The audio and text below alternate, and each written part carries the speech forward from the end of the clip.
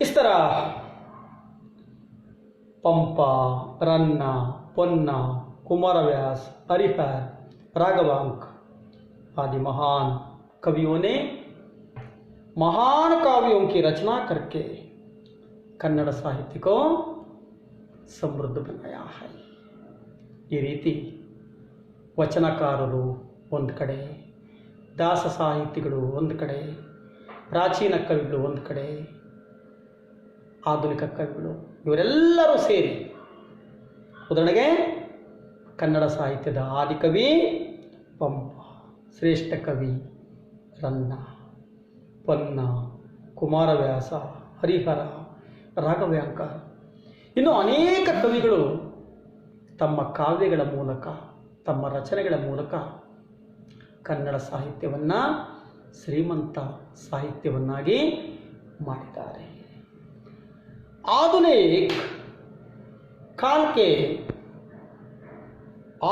काल के साहित्यकार कुवेंपु, दारा बेंद्रे, शिवराम कारंत, मास्ती वेंकटेश अयंगार, वी कृगोका, यूआर अनंतमूर्ति, गिरीश कार्नाड और चंद्रशेखर कंबार ज्ञानपीठ पुरस्कार से अलंकृत है। छात्रों, आप सभी को मालूम है कि कन्नड़ साहित्य में 8 कवि लोगों को ज्ञानपीठ पुरस्कार मिला है। 8 कवियों को ज्ञानपीठ पुरस्कार मिला है। उदाहरण के लिए सबसे पहले कुवेंपु राष्ट्र कवि हैं, श्रेष्ठ कवि हैं। महाकाव्य रामायणम दर्शन की रचना किया है। और दारा बेंद्रे श्रेष्ठ कवि है। शिवराम कारंत सर्वतोमुख प्रतिभान्वित कवि है। मूकज्जिय कनसुगळु रचना को ज्ञानपीठ पुरस्कार मिला है। मास्ती वेंकटेश अयंगार भारत सिंधु रश्मि नामक रचना को ज्ञानपीठ पुरस्कार मिला है। वी कृगोका, यूआर अनंतमूर्ति समग्र साहित्य, वी कृगोका और यूआर अनंतमूर्ति, गिरीश कार्नाड, चंद्रशेखर कंबार, ये 4 लोगों को समग्र साहित्य को, इनकी साहित्य सेवा को ध्यान में रखकर इन 8 कवि लोगों को ज्ञानपीठ पुरस्कार देकर सम्मानित किया है। यह कन्नड़ भाषा, संस्कृति तथा कर्नाटक के लिए गौरव का विषय है। क्या 8 कवियों को ज्ञानपीठ पुरस्कार मिला? इसके साथ 3 कवि लोगों को राष्ट्र कवि पुरस्कार मिला है। गोविंद पै, जी.एस. शिवरुद्रप्पा और कुवेंपु राष्ट्र कवि का सम्मान मिला है। इसके साथ केंद्र साहित्य अकादमी, इस तरह अनेक तरह के हमारे कन्नड़ साहित्य में अनेक कवि लोग को पुरस्कृत हुए हैं। अच्छे अच्छे रचनाओं की रचना कर रहे हैं, महाकाव्यों की रचना कर रहे हैं। इसलिए ऐसे महान कवि के रचनाओं से कन्नड़ साहित्य संपन्न हुआ है।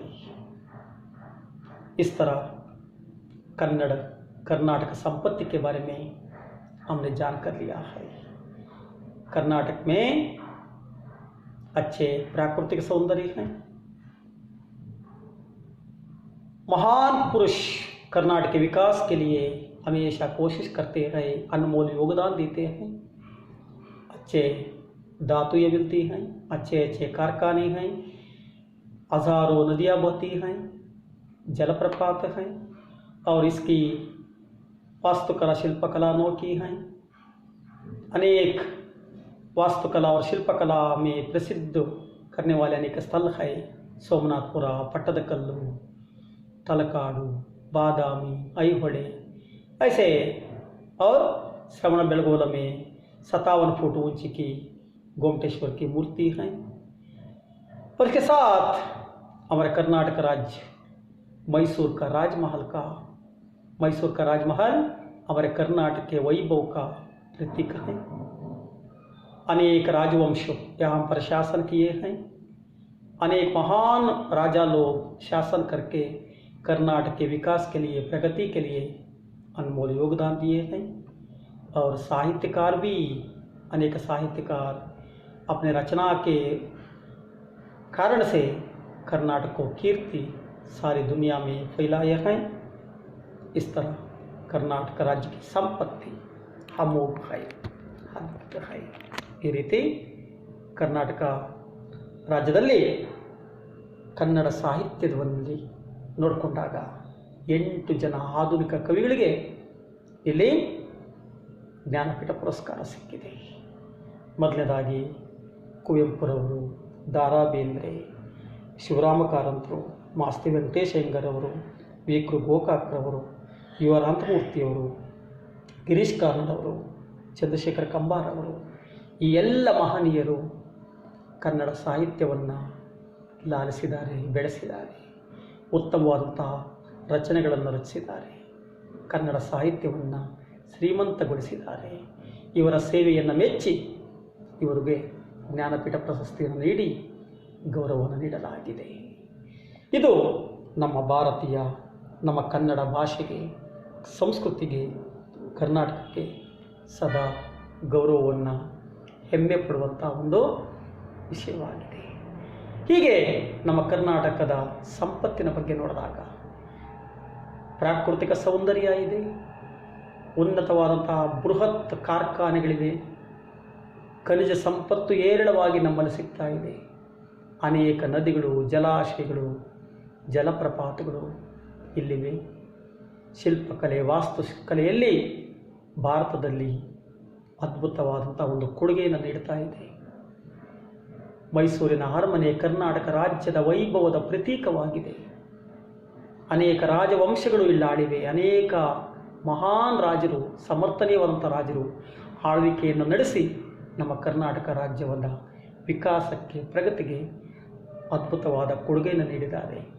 ಇನ್ನು ಸಾಹಿತ್ಯಕ್ಕೆ ಬಂದಾಗ ವಚನ ಸಾಹಿತ್ಯ ಮೂಲಕ, ದಾಸ ಸಾಹಿತ್ಯದ ಮೂಲಕ, ಪ್ರಾಚೀನ ಸಾಹಿತ್ಯದ ಮೂಲಕ, ಆಧುನಿಕ ಸಾಹಿತ್ಯದ ಮೂಲಕ ಕವಿಗಳು ಪ್ರಾಚೀನ ಕಾಲದಿಂದಲೂ ಕನ್ನಡ ಸಾಹಿತ್ಯವನ್ನು ಶ್ರೀಮಂತಗೊಳಿಸಿದ್ದಾರೆ. ಹೀಗೆ ಕರ್ನಾಟಕ ರಾಜ್ಯವನ್ನು ಚಿನ್ನದ ನಾಡು ಅಂತ ಕರೀತಾರೆ, ಗಂಧದ ಬೀಡು ಅಂತ ಕರೀತಾರೆ. ಹೀಗೆ ಕರ್ನಾಟಕ ರಾಜ್ಯದ ಶ್ರೀಮಂತಿಕೆಗೆ ಮಿತಿನೇ ಇಲ್ಲ. ಅದನ್ನೆಲ್ಲ ನಾವು ಉಳಿಸಿ ಪಾಲಿಸಿಕೊಂಡು ಬೆಳೆಸ್ಕೊಂಡು ಹೋಗಬೇಕು. ಅದು ನಮ್ಮೆಲ್ಲರ कर्तव्य आಗಿದೆ. छात्रों, इस तरह यह पाठ समाप्त हो गया. हम नेक्स्ट क्लास में नए पाठ के बारे में जान करेंगे. आप सभी को धन्यवाद.